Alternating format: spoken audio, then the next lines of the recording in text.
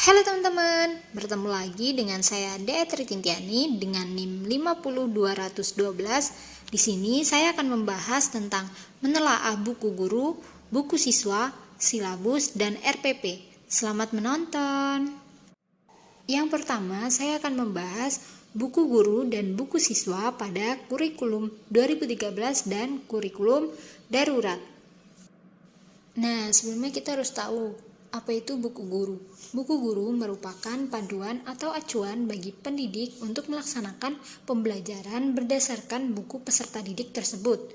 Sedangkan buku siswa adalah buku panduan belajar peserta didik yang memuat materi pelajaran, kegiatan penyelidikan berdasarkan konsep, kegiatan sains, informasi, dan contoh-contoh penerapan sains dalam kehidupan sehari-hari.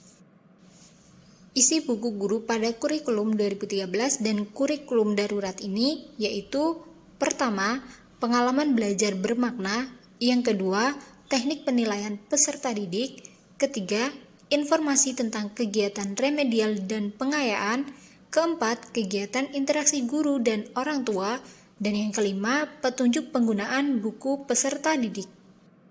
Sedangkan isi buku siswa pada kurikulum 2013 dan kurikulum darurat ini yaitu pada setiap bab dilengkapi dengan peta konsep, pengantar, dan bagian kegiatan peserta didik yang berupa eksperimen, non-eksperimen, diskusi, latihan soal, rangkuman, evaluasi, serta tugas.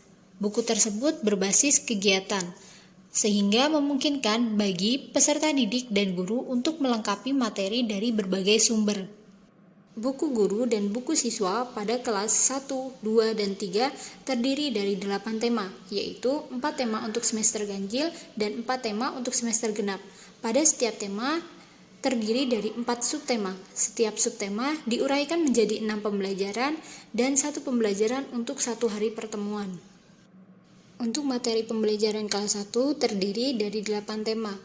Yang pertama yaitu diriku, tema yang kedua kegemaranku, tema yang ketiga kegiatanku, tema yang keempat keluargaku, tema yang kelima pengalamanku, tema yang keenam lingkungan sehat bersih dan asri, tema yang ketujuh benda, hewan, dan tumbuhan, dan tema yang kedelapan peristiwa alam.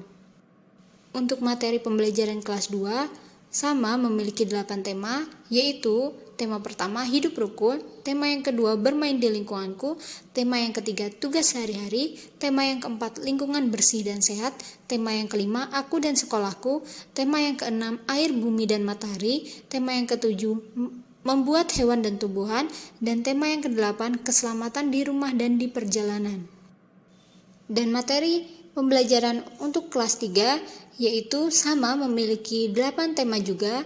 Untuk yang pertama, pertumbuhan dan perkembangan makhluk hidup, tema yang kedua, menyayangi tumbuhan dan hewan, tema yang ketiga, benda di sekitarku, tema yang keempat, kewajiban dan hakku, tema yang kelima, cuaca, tema yang keenam, energi dan perubahannya, tema yang ketujuh, perkembangan teknologi, dan tema yang kedelapan, Praja Muda Karana. Nah, pembahasan yang kedua yaitu membahas tentang silabus dan RPP pada kurikulum 2013 dan kurikulum darurat. Yang pertama kita membahas silabus. Silabus merupakan seperangkat rencana pelaksanaan pembelajaran dan penilaian yang disusun secara sistematis. Oleh karena itu, komponen-komponen dalam silabus akan saling berkaitan untuk mencapai penguasaan kompetensi dasar. Nah, berikut ini contoh dari silabus. Yang kedua yaitu RPP. RPP adalah pegangan seorang guru dalam mengajar di dalam kelas. RPP ini dikembangkan secara rinci dari suatu materi pokok atau tema tertentu yang mengacu pada silabus tersebut. RPP dibuat oleh guru untuk membantu dalam belajar mengajar sesuai dengan standar kompetensi dan kompetensi dasar.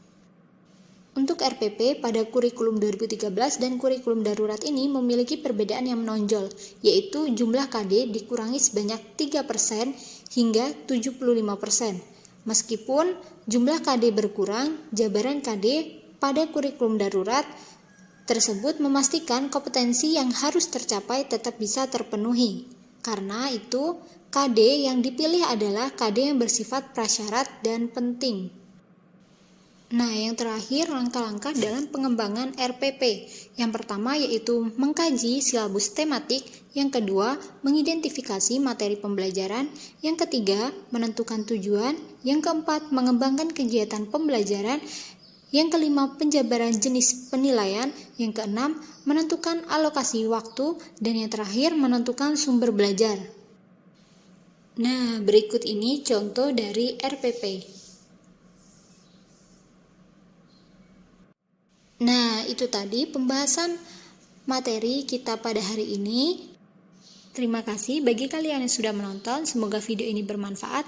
Sampai bertemu di pembahasan selanjutnya. Dah.